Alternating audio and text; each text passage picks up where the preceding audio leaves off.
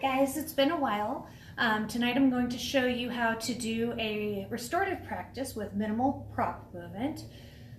For this practice I like to use 2 bolsters, 3 blankets, and 2 blocks. However, you don't need all of these props. It's ideal to have at least 1 bolster and two blocks and a blanket. But you can also make up stuff at home. We'll address that another day.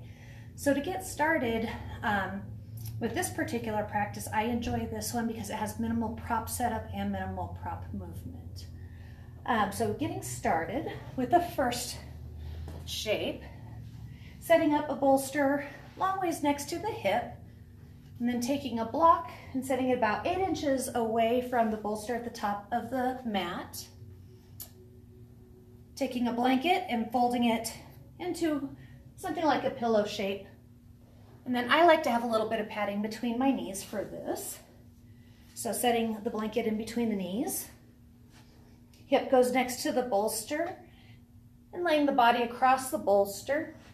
Arm goes in the valley between the pillow and the bolster. Head on the pillow. And then I like to extend my arm up overhead to just add a little bit more stretch to the sideline for the sideline stretch. Staying in this pose for 5 to 10 minutes. From here, leaving the setup where it is and just moving your body around the setup.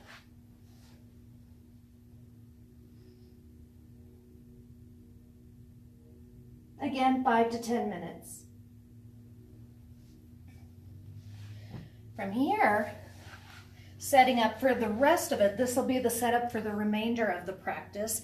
If you have 1 bolster, your setup is going to be a block on the tall side and 1 on the medium side, with the bolster inclining up against it. These blocks that I have here are a little bit thin, and so it can be a little bit unstable. So I like to do it with the 2 bolsters, but if you have blocks, get the wider ones because it makes it a little bit more stable of a setup for you. So for the setup, for the rest of the practice is having 1 long ways across the mat and then having another one set up to give it kind of an incline. From here, I always enjoy having a little bit of extra padding. So having the bolster close to the tailbone, it doesn't necessarily have to be against it. Reclining back, legs can be straight or in butterfly pose. And then relaxing the arms down. Again, in this pose for 5 to 10 minutes. From here, leaving this setup, just turning slightly to the side so your hip is against the bolster. Legs can be set up stacked or staggered or whatever feels good in the lower body.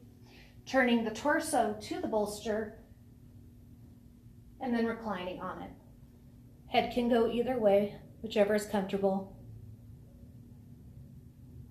5 to 10 minutes on this side. For the other side, leaving everything in place, turning the body around. And again, finding that comfortable spot for 5 to 10 minutes. From here, leaving the setup as it is, straddling the setup for a wide leg forward fold. So you can get a little bit more height by moving the bolster up. Get a neutral spine, and I like to add a little bit of a pillow too. In here, 5 to 10 minutes. You can adjust it for whatever feels good in the body. From here, taking your blanket and then opening it so it's just folded in half, laying it across the bolster. Legs go up the bolster, and then you wrap the blanket around them. This holds everything together and in place so that when you recline, you don't have to worry about your legs falling off. and it's an inversion here for 5 to 10 minutes. And then for Shavasana, you can just remove the inclined bolster if you want. I like to have a block bolster underneath.